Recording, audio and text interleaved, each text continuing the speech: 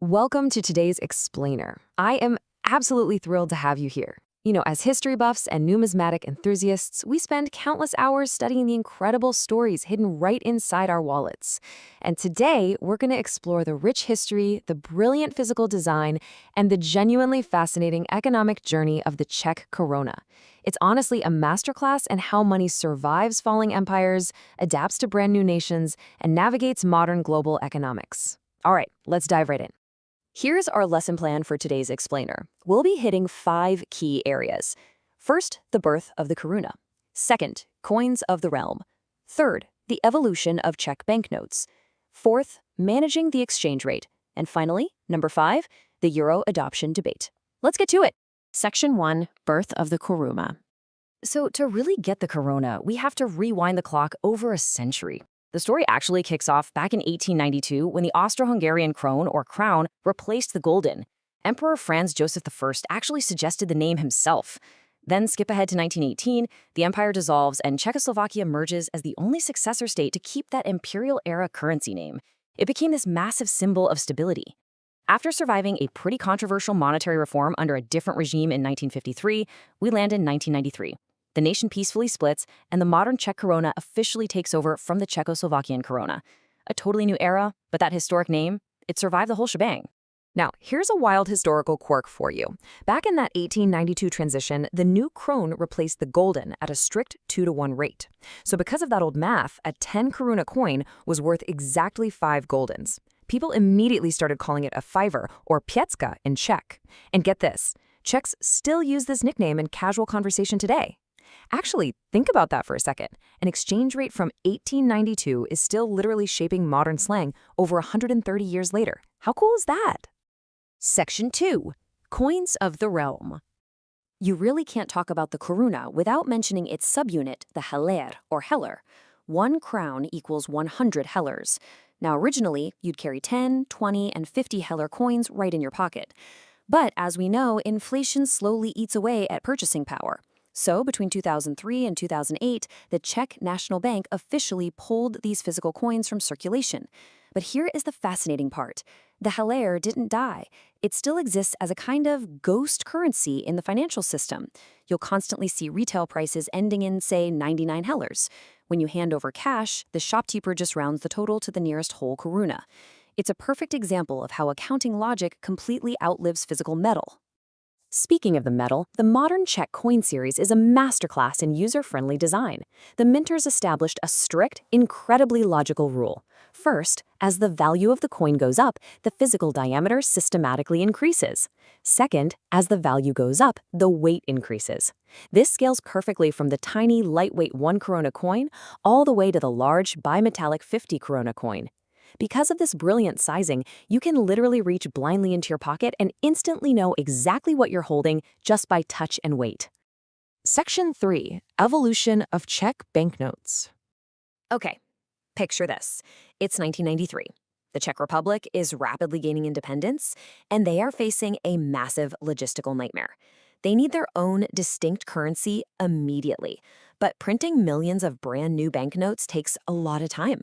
So what did they do? They came up with a brilliantly practical, almost MacGyver-like solution. They took the older Czechoslovakian notes and literally stuck adhesive stamps right onto them. They stamped the 100, 500, and 1,000 notes with specific Roman and Arabic numerals, instantly validating them for the new state. Meanwhile, they just let the lower denominations circulate unchanged so that daily commerce wouldn't grind to a halt during the transition. Today, of course, the Czech Republic prints highly sophisticated notes designed by the renowned artist Oldřich Kolhanek. But how people actually use these notes varies wildly. Take the 5,000 koruna note, for example. In practice, everyday folks rarely touch it. Because of its massive face value, authorities actually flag it as highly prone to misuse, money laundering, and illicit activity. But then you have the 2,000 koruna note. This thing is the absolute workhorse of the economy, facilitating pretty much all major cash transactions for regular people.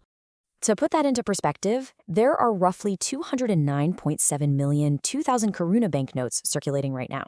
Contrast that with the 5,000 koruna note, which only sits at about 24.4 million. It's pretty clear the public vastly prefers the everyday practicality and safety of the 2,000 note. Now, paper currency obviously requires constant protection against skilled counterfeiters.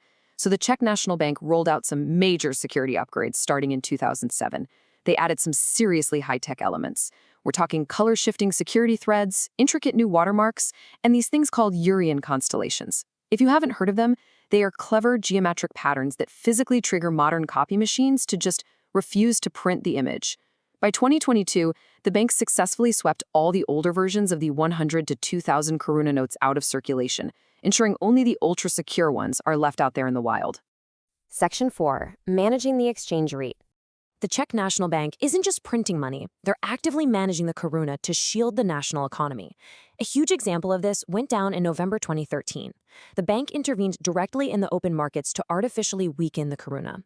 Why? Well, they had to stop the currency from getting too strong, because an overly strong koruna would absolutely crush the country's massive export economy by making Czech goods way too expensive abroad.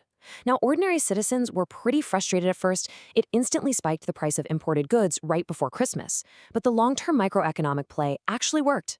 In April 2017, the bank lifted the currency cap without causing a market panic, and financial analysts widely praised the smooth exit.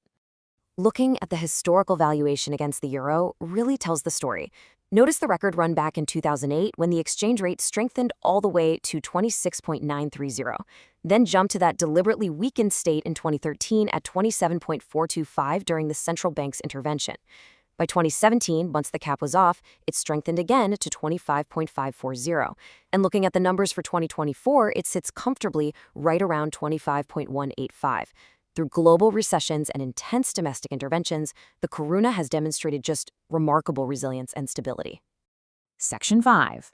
The Euro adoption debate. So, this brings us to a really fascinating clash between legal duty and political reality. When the Czech Republic joined the European Union, they actually became legally bound to adopt the euro eventually. It was written right into their treaty obligations, and policymakers originally planned to make the switch by 2010. But they suspended that plan indefinitely in 2005. So even though the country is economically well-positioned to make the transition today, they have firmly dug in their heels to keep their beloved koruna. And if you want to know why it's suspended, you just have to ask the citizens. Consider the numbers from a 2018 survey by the Public Opinion Research Center. Only a measly 20% of the Czech population supported replacing the koruna with the euro. The vast majority overwhelmingly opposed it or were undecided. The people hold this incredibly deep emotional loyalty to their national currency. For them, it represents their unique history, their hard-won independence, and a proven track record of independent economic success. We've traced the koruna's birth from the ashes of empires, marveled at its smart physical design and unique paper evolution, and seen its robust economic management in action. It is, without a doubt, a true survivor. So I'll leave you with this to chew on. With such strong economic roots and fierce public loyalty, will the Czech koruna ever actually yield to the euro? Or will this historic crown continue to reign supreme right in the heart of Europe? Thank you so much for joining me in this explainer today. Keep exploring and keep learning.